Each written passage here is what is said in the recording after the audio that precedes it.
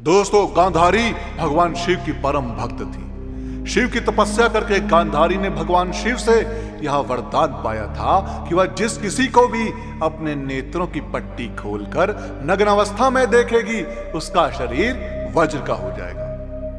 अब भीम से युद्ध से पहले ऐसे में गांधारी ने अपनी आंखों की पट्टी खोलकर दुर्योधन के शरीर को वज्र का करना चाहा, लेकिन कृष्ण के बहकावे के कारण दुर्योधन ने अपने गुप्तांग को पत्तों से छिपा लिया था, जिसके चलते उसके गुप्तांग और जांघें वज्र के समान नहीं बन पाए। तो घटना इस प्रकार की है कि गांधारी दुर्योधन से कहती है कि मैं तुम्हें विजय श्री का आशीर्वाद तो नहीं दूंगी, किंतु यह शिव भक्तनी एक कवच पहना सकती है। हे पुत्र, गंगा जाकर स्नान करके आओ और वहां से सीधे मेरे पास आओ, किंतु ऐसे ही जैसे तुम जन्म के समय थे।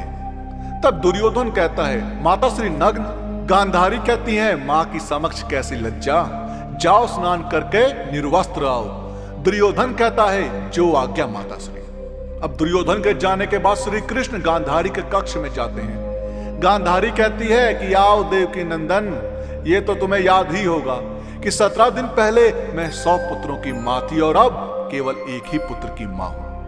श्री कृष्ण हाथ जोड़कर कहते हैं कि हां माते, इन शवों में एक शव ऐसा भी है जिन्हें आप पहचान कर भी नहीं पहचानती हैं, और वह शव है ज्येष्ठ कौन्तेय का। तब गांधारी कहती है, क्या युधिष्ठिर का?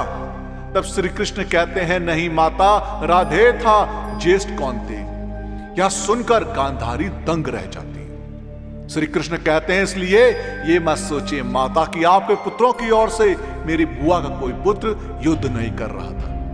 यह राज बताकर श्री कृष्ण शिविर से बाहर निकलकर जाने ही लगते हैं, तभी रास्ते में उन्हें दुर्योधन नग्न अवस्था में अपनी माता के शिविर में जाता हुआ दिखाई देता है। श्री कृष्ण हंसते हुए कहते हैं, युवराज दुर्योधन, आप और इस अवस्था में तुम अपने वस्त्र कहां भूल आए, और तुम्हारा मुंह तो माता गांधारी के शिविर की ओर है। यह सुनकर दुर्योधन सक पका जाता है। तब श्री कृष्ण कहते हैं, क्या तुम अपनी माता के पास इस दशा में जा रहे हो? तब दुर्योधन कहते हैं कि माता श्री का यही आदेश था। तब श्री कृष्ण कहते हैं कि किंतु वो तो तुम्हारी माता हैं, उन्होंने अनेक बार तुम्हें गोद में लिया होगा, तुम तो पुत्र हो, लेकिन अब एक वयस्क पुत्र हो, और कोई वयस्क अपनी माता के सामने पूर्ण नग्न नहीं जाता। युवराज, भरत वंश की तो यह परंपरा नहीं है। फिर श्री कृष्ण हंसते हुए कहते हैं कि किंतु तुमने तो भरत वंश की परंपरा का पालन करना कभी का छोड़ दिया। जाओ जाओ, माता को प्रतीक्षा नहीं करवाना चाहिए, जाओ। यही कहते हुए श्री कृष्ण हंसते हुए वहां से चले जाते हैं। तब दुर्योधन सोच में पड़ जाता है और वह फिर अपने गुप्तांगों पर केले के पत्ते लपेटकर माता गांधारी के समक्ष उपस्थित हो जाता है और कहता है कि मां, मैं स्नान करके आ गया। तब गांधारी कहती है, मैं क्षण भर के लिए अपने आंखों पर बंधी यह पट्टी खोलने जा रही हूं। मैंने तुम्हारे भाइयों को तो नहीं देखा मैं आज, लेकिन तुम्हें देखूंगी। ऐसा कहकर गांधारी अपने आंखों की पट्टी खोलकर दुर्योधन को देखती है, तो उसकी आंखों से प्रकाश निकलकर दुर्योधन के शरीर पर गिरता है। बाद में गांधारी देखती है, ये क्या?